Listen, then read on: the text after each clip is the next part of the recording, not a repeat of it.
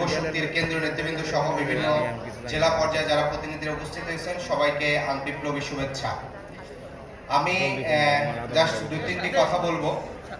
প্রথমত হচ্ছে, আমরা যখনই জুলাই আগস্ট এই গণ অভ্যুত্থানের কথা বলি তখন একটি কথা আমরা অনেক সময় ভুলে যাই, যে এটা ছিল কিন্তু কর্মক্ষেত্রে জীবন জীবিকা অর্জনের বৈষম্যর জায়গা থেকে বিদ্রোহ করার একটা অন্যতম অভ্যুত্থান। আমি একজন শহীদের কথা বলবো। মিরপুর 10-এ শহীদ হয়েছেন শহীদ মমিনুল ইসলাম।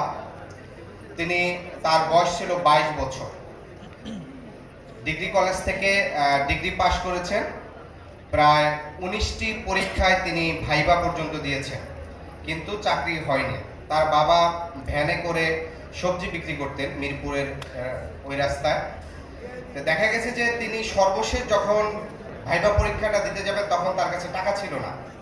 মানে তার খালার কাছ থেকে 500 টাকা ধার নিয়ে পরীক্ষার জন্য আবেদন করেছেন। তিনি যখন দেখছেন যে গণ অভ্যুত্থানটা যখন এই আন্দোলনটা তীব্র আকার ধারণ করেছে, তখন শেখ হাসিনা এখানে হত্যাকাণ্ড করেছে, তখন কিন্তু তিনি রাজপথে চলে আসছেন এবং শহীদ হয়েছেন। এবং অন্য সময় তিনি কি করতেন, তার বাবার যে সবজির ভ্যান ছিল সে ভ্যান ঠেলে কিন্তু বিক্রি করতেন। মানে ডিগ্রি পাস, কিন্তু বাবার সাথে কিন্তু তিনি সহযোগিতা করতেন। তার এই যে তিনি জীবন দিলেন, শহীদ হইলেন, তার কিন্তু আকাঙ্ক্ষা হচ্ছে এই রাষ্ট্রে তার জীবন এবং জীবিকার একটি নিরাপত্তা। এই রাষ্ট্রে সে ডিগ্রি পাস করেছে, 22টি পরীক্ষা দিয়েছে, কিন্তু তার কোনো কর্মসংস্থান হয়নি। এটি গেল তো শহীদ মমিনুল ইসলাম। আমরা প্রায় দেখি ঢাকা বিশ্ববিদ্যালয়, জাহাঙ্গীরনগর কিংবা সর্বোচ্চ শিক্ষা প্রতিষ্ঠান থেকে যখন শিক্ষার্থীরা বের হয় চাকরি না পেয়ে, বছরের পর বছর ঢাকার বিভিন্ন ম্যাচে এক ধরনের মানবেতর জীবনযাপন করে চাকরির প্রস্তুতি নেয়। এই যে 3 বছর 4 বছর চাকরির প্রস্তুতি নিতে হয় তাকে, একটি ভালো চাকরির জন্য, একটি ভালো লাইফের জন্য, একটি নতুন জীবনের জন্য, তার জন্য অপেক্ষা করে তার পরিবার। কখনো দেখা গেছে যে তার পরিবারের মা অসুস্থ থাকে, বাবা হসপিটালে থাকে, তার চিকিৎসার খরচ তাকে বহন করতে হয়। তাকে ফোন দেয়, বাবা তুমি কিছু ব্যবস্থা করো, তিনি ব্যবস্থা করতে পারেন না। আবার একই সাথে যারা চাকরিটা পান বিশ্ববিদ্যালয়ে পড়াশোনা করে কিংবা বেঁচে যান, আমি আমার জীবনেরই একটা উদাহরণ দিব, যে বিশ্ববিদ্যালয় থেকে আমার যখন পড়াশোনা শেষ হয়েছে, মাস্টার্সের ভাইভা ছিল, যদিও আমি অসুস্থ থাকায় ভাইভায় অংশগ্রহণ করতে পারি নাই ছাত্রলীগের হামলায়।